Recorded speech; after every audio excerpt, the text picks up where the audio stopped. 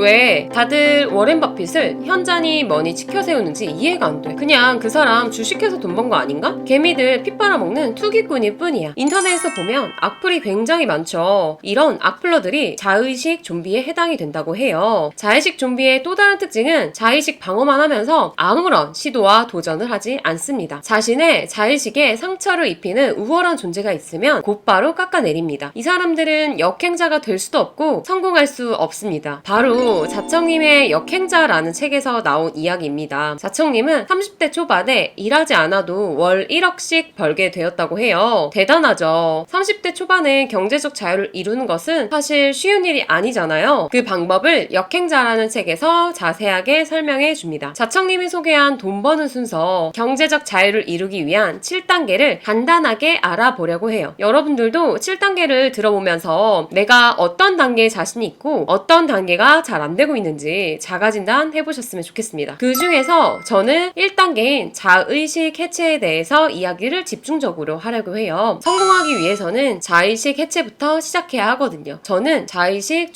좀비였더라고요. 내가 자의식 좀비인가? 라는 것을 간단하게 테스트 해볼 수가 있습니다. 누군가의 발언이나 존재로 불쾌감을 느낀 적이 최근에 있으실까요? 네, 저는 있더라고요. 바로 신랑의 발언이었습니다. 신랑과 부동산 투자 얘기를 하고 있었어요. 매물 A에 대해서 투자할까 말까에 대한 이야기였죠. 신랑이 물어봤어요. 왜 A에 투자하고 싶은 건데? 저는 그 지역이 대체적으로 저평가되어 있다고 생각하고 금매이기도 하고 이런저런 이유로 그렇게 생각했어. 근데 신랑이 저한테 그러더라고요. 자기 그럼 임장보고서도 다 썼어? 라고 해서 저는 아니 이제 근데 그거는 생략해도 되지 않아? 이미 배운 내용이고 다른 지표로도 투자 이유가 충분하다고 생각해. 그리고 요즘 너무 바쁘잖아. 임장보고서를 쓸 시간이 또 어딨어? 라고 얘기하면서 시간 탓, 환경 탓을 하면서 상황을 회피하고 있었습니다. 그래서 제가 자의식 좀비였던 것 같아요. 이때 저의 방어 기제인 내 말이 맞다. 특히 나만의 그 투자 자존심은 내가 지킬 거야 라는 것이 있었던 것 같아요. 결국 이런저런 이야기를 나누고 제가 잘못된 것을 인정을 했습니다. 그래서 임장보고서를 쓰기로 했어요. 그리고 여러분들도 자의식 해체 같이 한번 해보실래요? 자청님께서 친절하게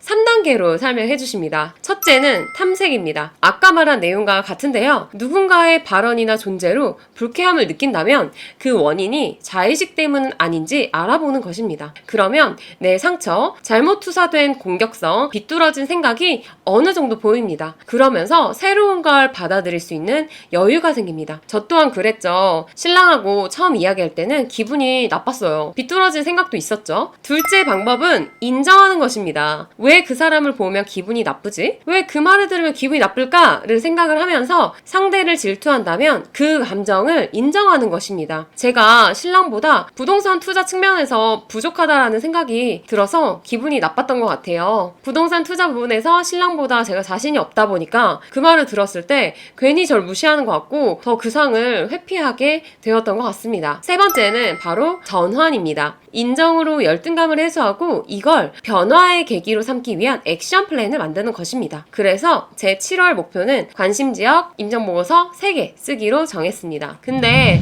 이렇게 자의식 해체를 위해서 나의 열등한 면을 찾아야 하거든요. 내 부족한 점을 생각을 해야 돼요. 근데 그것을 생각하는 것 자체가 괴롭더라고요. 저도 그랬거든요. 왜냐하면 기분 나빴던 순간을 떠올려 봐야 돼요. 그리고 생각하는 과정에서 자의식, 제 자존심도 약간 훼손되는 기분이 들었습니다. 그래서 저는 좀 더 순한 맛을 제시하려고 하는데요. 열등함을 찾는 게 아니라 내가 보완하고 싶은 부분은 무엇인지 찾아보는 것입니다. 내가 갖고 싶은 습관, 내가 갖고 싶은 행동은 무엇일까? 라는 질문으로 생각해 보시면 좋을 것 같아요. 저 같은 경우에는 생활습관 면에서도 보완하고 싶은 면이 많더라고요. 건조기를 돌리고 바로 옷을 개지 않는 경우도 많고 부엌 쪽의 식탁에 물건을 올려놓는 경우도 많았습니다. 김승호 회장님의 이야기에 따르면 물건 하나하나에 사람들의 노고가 들어있음을 자주 느껴야 한다고 하셨습니다. 그러면 모든 물건을 소중하게 여기게 된다라는 말씀을 해주셨던 것이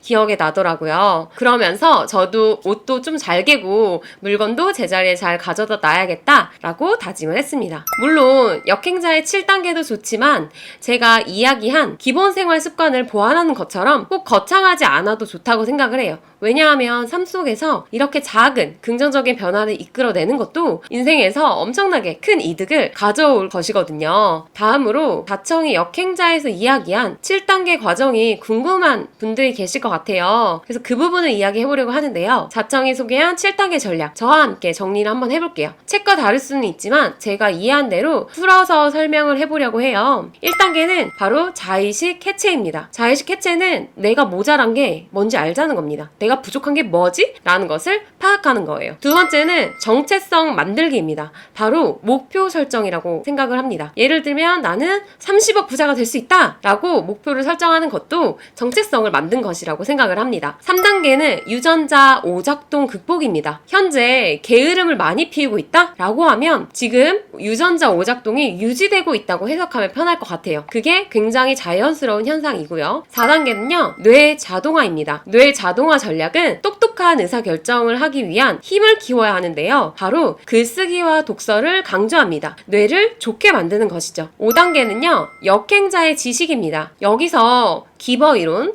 감정보다는 확률과 같은 이성을 믿어라 라는 이야기 등이 나옵니다. 그래서 이러한 이론을 적용해서 의사결정을 해라 라는 얘기고요. 6단계에서는 경제적 자유를 얻는 구체적인 루트입니다. 경제적 자유를 얻는 다양한 예시가 나옵니다. 7번째는요, 역행자의 쳇바퀴입니다. 이 단계에는 1단계에서 7단계의 실행과 반복을 의미합니다. 그리고 역행자라는 책에서 이렇게 얘기를 해요. 당신이 레벨 1이라고 가정해보자. 이때 7단계를 거치면서 실패 지점에 도달하면 레벨업을 해서 레벨 2가 됩니다. 이 7단계를 반복해서 또 레벨을 높이고 실행과 실패를 반복하다 보면 어느샌가 레벨 20에 도달을 합니다. 레벨 20에 이르기까지 특별한 결과물을 낼 수는 없지만 정신적으로 성숙해집니다. 주변 사람들이 유치해지기 시작하고 세상이 완전히 달리 보이기 시작합니다. 다음으로 독서 습관이 생기면서 책의 재미를 느끼게 됩니다. 레벨 20에 도달하면 성과가 나오기 시작해요. 7단계를 반복하다 보면 어느 순간 레벨 50이 되어 있을 것입니다. 그때 뒤돌아보면 이미 경제적 자유에 도달한 자신을 확인할 수 있을 것이다